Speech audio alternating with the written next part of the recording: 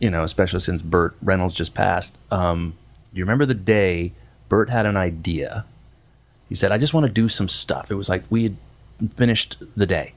He said, "Can I have some of the players over here? I just have some ideas." And that scene where he pulls you by your helmet down to the ground. Remember, there was no script for that. And I thought, I have no idea what he's doing. He just wants to. He said, I got some ideas. I just want to do some coaching stuff. So he brought you and a few other players, and Dalip Singh. Dalip Singh, I remember specifically. And I just thought to myself, what is going on here? But let's try it. If you look at that scene, it's about to rain.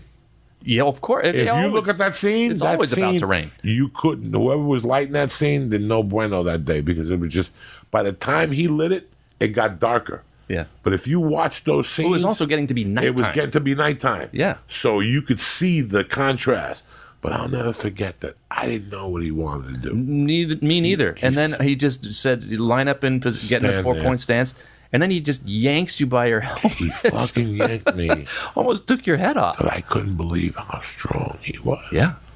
Like at that moment, I hit the floor, and I remember him pulling me up. "Come on, big guy, get up. Let's do this scene again." And now I was prepared for the yank. I wasn't prepared for the yank when he first yanked me. That's in the movie. That's in the movie. Oh, yeah. I was hoping that stayed in the movie. Yeah, I was like, always. I hope they keep that. I hope they keep that. That's Burt Reynolds touching me and shit like that. That's all that matters. I can talk shit from now till doomsday on that shit.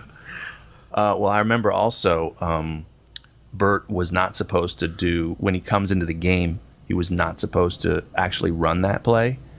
And it was against Bosworth. And he said, "Pete, let me do it. I got it. Don't put my stuntman in. I got to do it." And I thought, we could actually kill Burt Reynolds on this play. I said, "Burt, really, none of the producers want you to do this. We got to put your stunt." He said, "Let me do it, kid. Let me do it." So we let him do it. Bosworth tackled him. Kind of went a little easier on him than he would have. And I remember picking Burt up and said, "Kid, you just added 10 years to my life."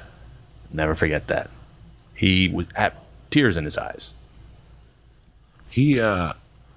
It was really weird last week because I don't get emotional. I can't tweet dumb shit. But it was so weird how he died, and I did some stuff, and I was like, wow, that's a shame that he died. He was a good guy. And then I went to the room, the computer, and my daughter came in, and there's everything she gives me, I hang up, Mm-hmm. She gave me a picture, and a patch was on the picture, and she wanted to take the patch off the picture.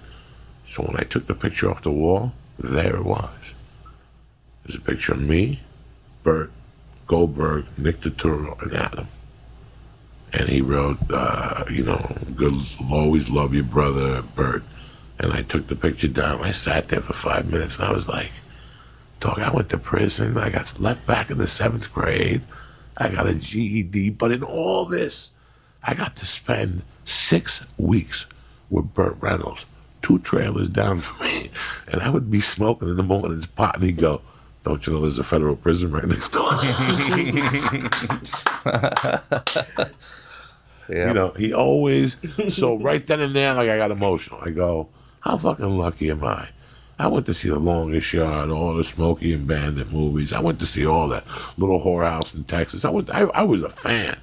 When I met him, there was 2 people who blew me away at the lunch. It was him and Luther, the guy that was in 48 Hours and the little guy. Oh, yeah. Steven. Yeah. You ever worked with him again? Have you ever bumped into him? No, he was a great actor, though. We kept in touch for a long time. And I would do shows in the city, and he would show up, Peter Segal.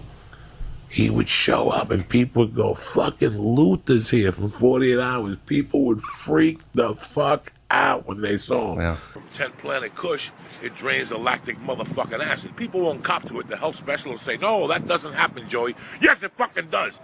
I got friends in Harvard, bitch. I'm like Garth Brooks. I got friends in high places, motherfuckers.